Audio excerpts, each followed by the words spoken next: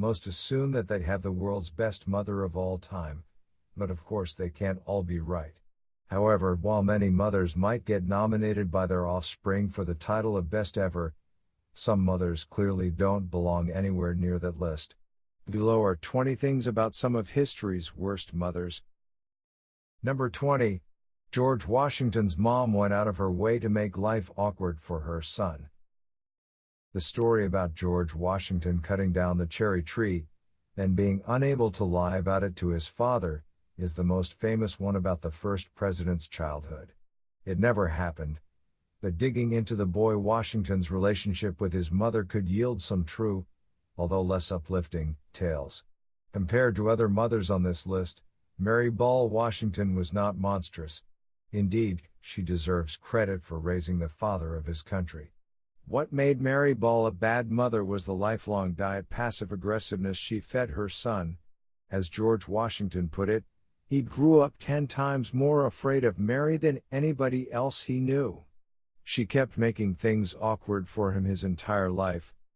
During the war, Mary asked Virginia's House of Delegates for money. That prompted her embarrassed son, a conscientious straight-rod appalled at the idea of nepotism, to rush off a letter, urging the assembly not to give his mom any money. That paled in comparison to the fact that, even as her son was leading the Patriots in their fight for independence, Mary was a vocal supporter of King George III. She stayed passive-aggressive to the end. When George became president in 1789 and dropped by to visit, his mom did not celebrate, but instead told him she was dying. Number 19. Darius the Third had one ice-cold mother.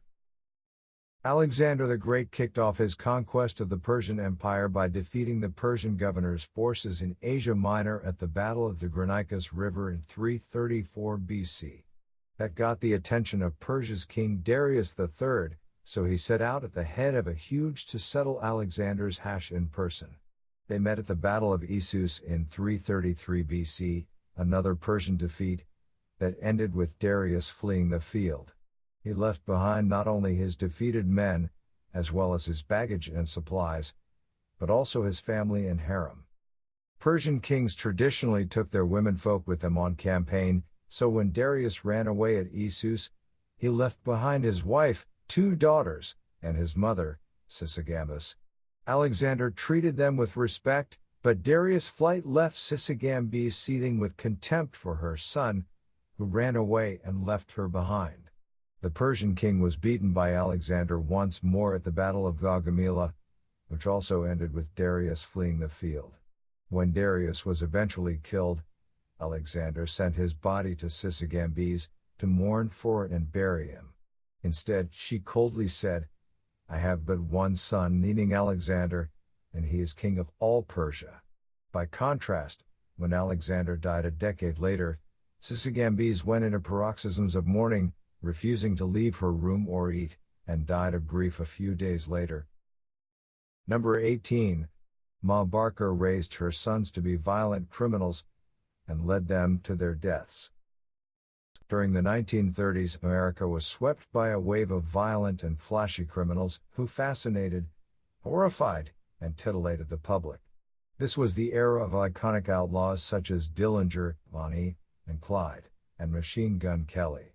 Their numbers included Arizona Donnie Barker, aka Ma Barker, who made the FBI's public enemies list, and was described by J. Edgar Hoover as the most vicious, dangerous and resourceful criminal brain of the last decade. It would have been bad enough if she had chosen a life of violent crime just for herself, but she raised her kids to be like her, and in so doing, doomed them.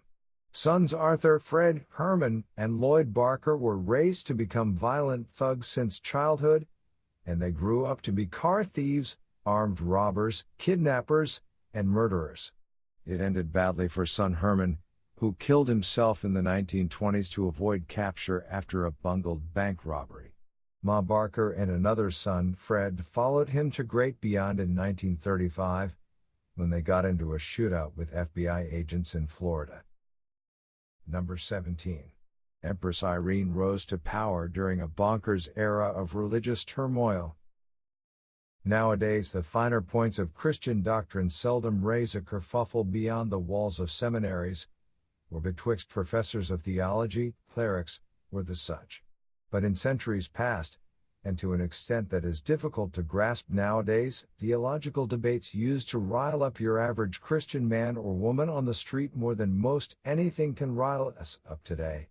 Enough to get mothers to mutilate their offspring to death, which is what the Byzantine Empress Irene, circa 752 to 803, did to her son. In the Bible, sinners are punished, so when Islam suddenly erupted out of nowhere to sweep the Byzantines out of the Middle East and Africa and reduce their empire to a reeling rump, many assumed that they were being punished for their sins. However, which sins? Some pin the blame on Christians violating the second commandment, the one about graven images.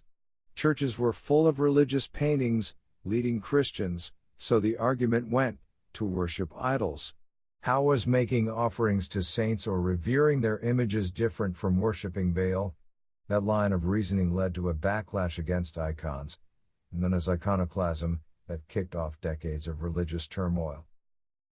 Number 16. Irene and Icons. Icons' opponents, known as iconoclasts, reasoned that Muslims had been successful because they strictly obeyed the second commandment's prohibition of graven images.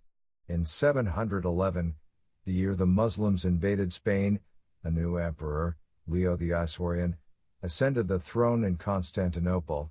A few years later, the Muslim caliph ordered the destruction of every Christian image in the Islamic world, every statue, mosaic, and painting of Jesus, Mary, and the saints. Christians appealed to Leo for help, but his response astonished many. He decided to emulate the caliph and destroy every Christian icon in his own empire as well.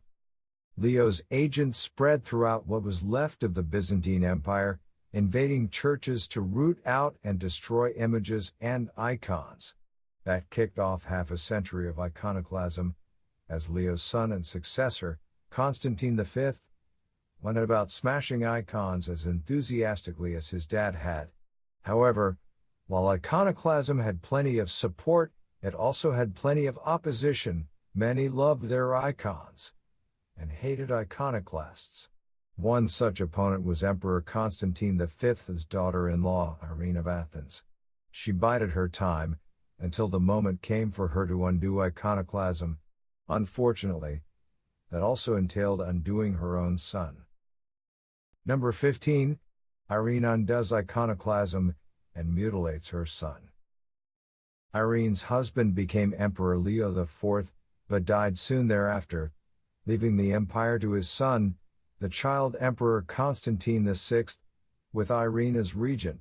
After consolidating her power, Irene set about undoing the preceding decades of iconoclasm, with all the tenacity and enthusiasm of a religious zealot. In her determination to let nothing stand in the way of her religious mission, Irene rode roughshod over the iconoclasts, including her own son. Irene began by calling a church council in 786, and packed it with opponents of iconoclasm. Unsurprisingly, the council concluded that iconoclasm had been a huge mistake. That kicked off a Byzantine counter-reformation against the iconoclasts, who resisted the return of religious imagery just as vehemently as their opponents had resisted the destruction of icons. When Constantine VI finally came of age, he declared himself an iconoclast. Irene demonstrated the strength of her faith by overthrowing him, and in 797, ordered her son's mutilation by gouging out his eyes. He was maimed so severely that he died of his wounds soon thereafter. Irene then proclaimed herself empress, and continued her quest to undo iconoclasm and reintroduce religious imagery. Number 14. Fredegunda of Soissons cast out her infant son to avoid catching an illness from him. Fredegunda, circa 545 to 597, might have been history's most cartoonishly evil mothers. She started off a servant of Audovera, wife of Frankish King Chilperic I of Soissons, and eventually caught the king's eye. She convinced him to divorce Audovera and dump her into a convent, then became Chilperic's mistress. Chilperic eventually set Fredegunda aside to marry a noblewoman, Galswintha. That turned out to be bad news for the new queen. Fredegunda personally strangled Galswintha to death. Fredegunda then resumed her place as Chilperic's side, as his official mistress and queen consort. In 580, a dysentery epidemic afflicted King Chilperic, as well as two of his sons with Fredegunda. She took that as a sign of divine displeasure for her sins, and made some efforts to mend her ways, but she reverted to cartoonish evil. While besieged in a city, another of her sons, a babe in arms, became seriously ill. Worried that she might catch whatever her kid had, Fredegunda ordered him cast away, and let him die. Number 13. Fredegunda tried to crush her daughter's head. Abandoning her baby to die was at least driven by Fredegunda's animal instinct for survival and the desire, ignoble as it might be, to save herself. Not so what she did to her own daughter, Rigyunth. That worthy, a chip off the old block, was just as scheming as her other, but not as wily and ruthless. As she grew into beautiful young woman, Rigyunth took to bragging that she would soon take her mother's place as the king's mistress and queen consort. She should have recalled what her mother had done to other rivals, before running off the mouth like that. A jealous Fredegunda responded by trying to crush her daughter's head, as described by a medieval chronicler. Fredegunda was jealous of her own daughter, Rigyunth, who continually declared that she should be mistress in her place. She waited her opportunity and under the pretense of magnanimity took her to the treasure room, and showed her the king's jewels and a large chest. Feigning fatigue, she exclaimed, "I am weary, put thou in thy hand, and take out what thou mayest find." The mother thereupon forced down the lid on her neck and would have killed her had not the servants finally rushed to her aid. Number 12. Shiwandi's mother plotted to depose her son in favor of her lover's children. China's first emperor, Qin Shi Huangdi, 259–210 BC, was reportedly not the biological son of his royal father, but that of an adventurer named Lu Puwei. The story goes that Lu Puwei's mistress had caught the eye of a royal prince, who fell passionately in love with her. To keep on his good side, Lu Puwei agreed to pass his mistress on to the prince. The latter married her and she became known thereafter as Lady Zhao. However, the prince got more than what he had bargained for. Lady Zhao was already pregnant by Lu Puwei, and eventually gave birth to the future emperor. Her husband eventually ascended the throne, but died soon thereafter, leaving the crown to his son with Lu Puwei, the prime minister, and Lady Zhao, the dowager queen, acting as regents. The duo resumed their affair, but by 241 BC, Lu Puwei figured he needed to end his affair with the dowager queen. It had been manageable while the future Qin Shi Huang was a child, but the king was now nearing adulthood. If he found out that his prime minister was sleeping with his mother, things would get ugly. However, Lady Zhao figured that Lu Puwei had simply fallen out of love with her. To get her mind off him, the enterprising adventurer decided to find the dowager queen another lover. He succeeded way more than he had ever imagined, as Lady Zhao fell so hard for her new lover, that she eventually plotted with him against her own son. Number 11. Deposing Hongdu for a hung bow. To take his mistress' mind off him, and focus her affections on another, Lu Puwei searched for just the right replacement lover who would appeal to Shi Huangdi's mother, the Lady Zhao. He found what he was looking for in a certain Lao Ai, an extremely well-hung young man, whom he presented to the king's mother. One look at Lao Ai's big bat, and Lady Zhao fell for him, hard. As in, head over heels besotted. So Lu Puwei had all of Lao Ai's hair plucked out to disguise him as a eunuch, and moved him into the dowager queen's palace. It was a passionate love affair. The queen was soon pregnant by Lao Ai, and moved to the countryside to have his babies. She also gifted him with a palace, complete with hundreds of attendants. It went to Lao Ai's head, however, and he eventually began conspiring with the besotted Queen Dowager to have their son ascend the Qin throne, by deposing her elder son and current king. Word got back to Shiwan, who so far had turned a blind eye to his mother's affair. However, the threat to his throne spurred him into action, and he ordered Lao Ai's arrest. The latter responded by launching a rebellion, but it was easily crushed, and ended with Lao Ai's head, and that of his children, hung in public. As to the king's mother, Lady Zhao was placed under house arrest for the rest of her life. Number 10. Magda de Gurbles doomed her children to demonstrate her devotion to Hitler. In 1930, Magda Rachel joined the Nazi Party as a volunteer. After a stint at her local branch, she was moved to party headquarters in Berlin, where she was tasked with overseeing Joseph Goebbels' private papers. It did not take long before the smooth-talking Goebbels made his move, and by early 1931, he and Magda were dating. They were married later that year, with Hitler acting as best man. When the Nazis secured power, Magda's husband became one of Germany's most powerful men, and one of Hitler's most trusted and devoted advisors. Magda and Joseph Goebbels had 6 children, who became Hitler's favorites. However, when the Third Reich finally came crashing down in 1945, with Red Army soldiers storming into the German capital, Hitler chose to end his life rather than surrender. Magda and Joseph Goebbels decided to demonstrate their devotion to the Führer by following him into death. However, Magda was not content with just her own death and that of her husband. She decided to also kill her 6 children, ranging in age from 4 to 12. Number 9. Magda murders her children. Having convinced herself of the need, and even the desirability of killing her kids, Magda Goebbels turned a deaf ear to all offers to smuggle her children to safety. As to how she would go about killing her children, Magda decided upon knocking them out with morphine, then finishing them off by crushing cyanide capsules between their teeth. On May 1, 1945, one day after Hitler's suicide, Magda, with the help of an SS doctor, administered morphine to her kids, then killed them with cyanide. A few hours later, she and Joseph Goebbels committed suicide. The most horrific of the Goebbels children's death was that of Hitler's favorite girl, Helga. It seems that the morphine did not keep her under for long. She became aware at some point that her siblings were being murdered by having poisonous capsules crushed between their teeth, and resisted having the same done to her. Helga's last moments were spent in a ferocious fight, as her mother and an SS member forced poison into her mouth. An autopsy and photographs taken of her face showed heavy bruising. Her jaw also seems to have been broken during the struggle to force cyanide into her mouth. Number 8.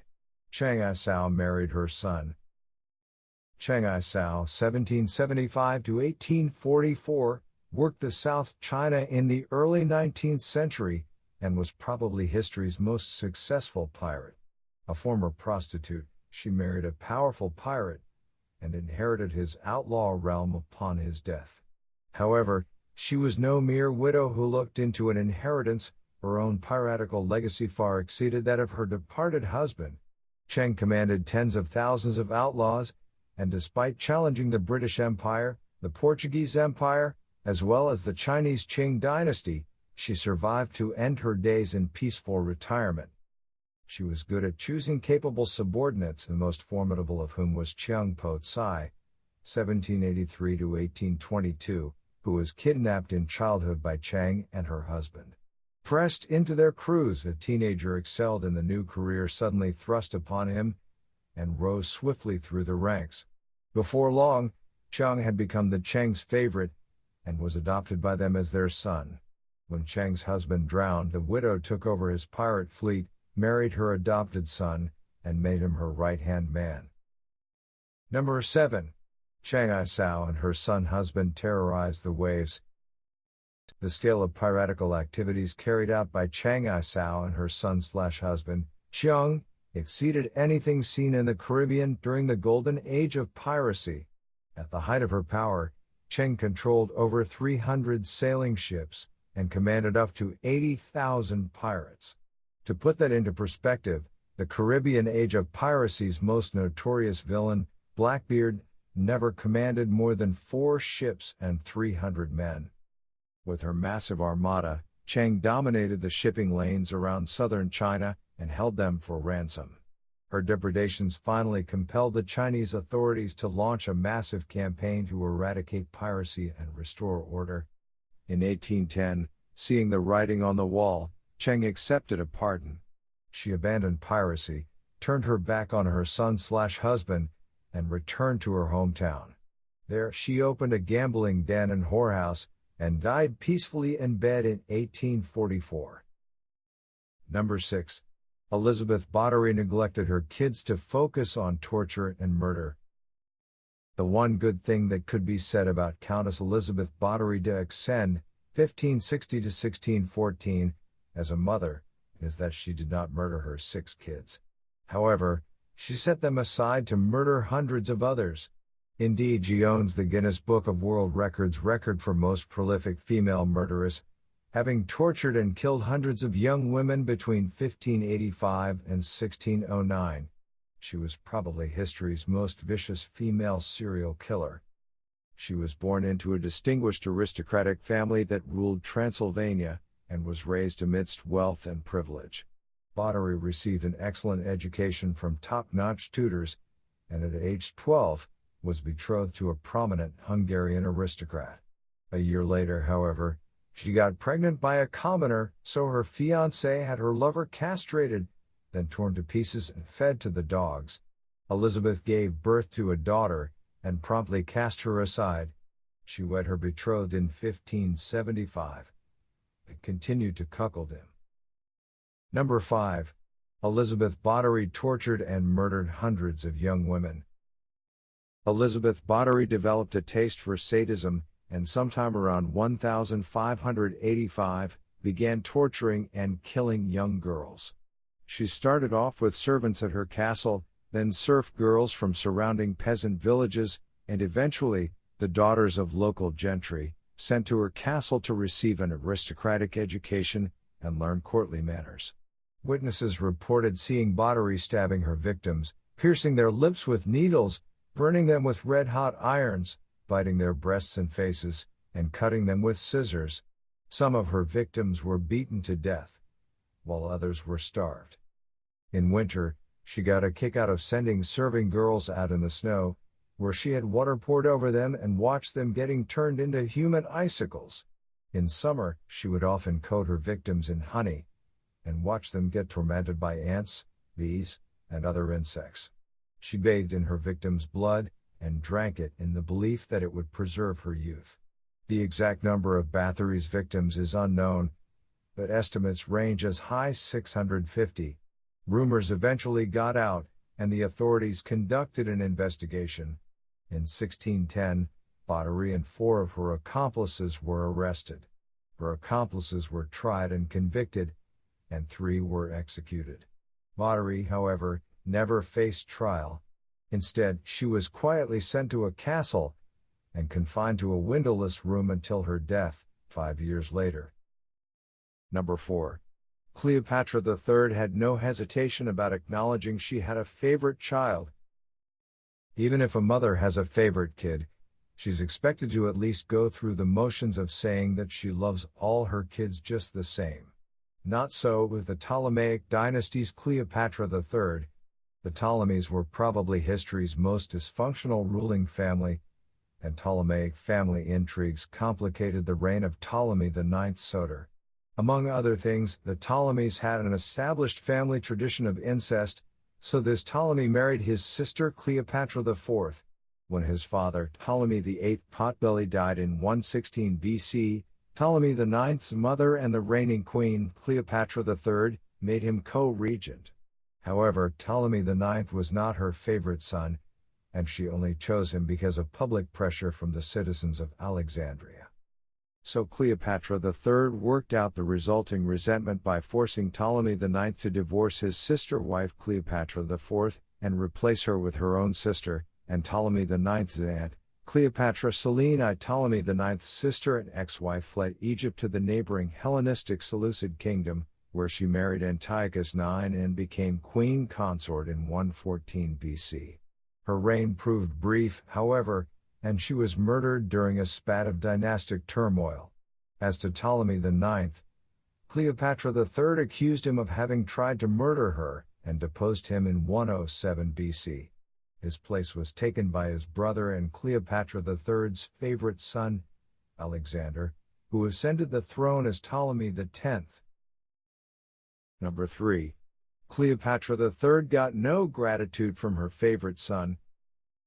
After engineering the deposition of her son Ptolemy IX, and replacing him on the throne with a more favored son, Ptolemy X, Cleopatra III settled in to enjoy her twilight years as queen and co-regent.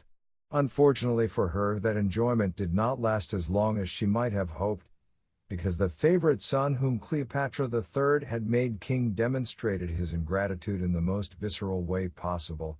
6 years into their joint rule, Ptolemy X tired of his mother, and had her murdered in 101 BC. After murdering his mother, Ptolemy X made his wife, Cleopatra Berenice III, queen and co-regent. An incestuous tie being a Ptolemaic norm by this point, Ptolemy X's wife Berenice III was also his niece, the daughter of his brother, the Ptolemy IX, who had been deposed by their mother Cleopatra III. A popular uprising in 88 BC overthrew Ptolemy X, who fled to Syria. He returned with a mercenary army, whom he paid by looting and melting down the golden sarcophagus of Alexander the Great. That infuriated the Alexandrians, who deposed and chased him out of Egypt again. He was killed while trying to flee and was succeeded by his brother and father-in-law, the previous king Ptolemy IX, who had been deposed by his mother Cleopatra III. Number 2. Wu Zetian was hell on her kids. Ancient China's Confucian worldview held that women were unfit to rule. Wu Zetian 624-705 paid no attention to that bit of Confucianism. She ran China unofficially as an empress consort, then empress dowager, and finally, as official empress. A strong, wily, and ruthless woman, the tale of her rise to power, and how she held on to it, could have taught Machiavelli some new tricks. Considering that she killed one of her own children, deposed another, and usurped the power of a third, even Machiavelli might have thought Wu Zetian had crossed a line or two. She was born into a wealthy family, and had an open-minded father who saw to it that she received a good education, encouraging her to read and develop her mind. That was unusual for her day and age, but fortunately for Wu, her father was not too hung up on convention. As a result, she grew up well versed in literature, music, history, politics, and governmental affairs. She was also drop-dead gorgeous, and at age 14, she was taken into Emperor Taizong's harem as a concubine. Number 1. Wu Zetian killed her own daughter in a political ploy. Wu Zetian's beauty and brains served her well. The emperor was not into intelligent women, so he did not favor Wu. However, being an intelligent woman, she was able to look ahead. So she had an affair with the aging emperor's son and eventual successor. The son was not intimidated by smart women, and when he became Emperor Jaezong after his father's death, he made Wu his favorite concubine. He eventually elevated her to his second wife, a huge jump in the imperial harem's rankings. Not content to remain second fiddle, however, Wu reportedly strangled her own infant daughter, and framed the emperor's first wife for the death. The intrigue worked, and Wu became the emperor's official consort. Wu's power grew, as she steadily eliminated opponents. When Emperor Jaezong died in 683, Wu became Empress Dowager and Regent, running the empire in the name of her son, Emperor Dongzong. When Dongzong ascended the throne in his own right in 684, he tried to buck his mother and get out from under her thumb. He lasted only 6 weeks on the throne, before Wu had him deposed, exiled, and replaced with her youngest son, whom she made Emperor Ruozong. She maintained all power in her own hands, and 6 years later, she tired of bothering with any pretense about who actually ran China, and made Ruozong relinquish the throne. Wu officially proclaimed herself Empress Regnant, and ruled in that capacity until she was overthrown in 705.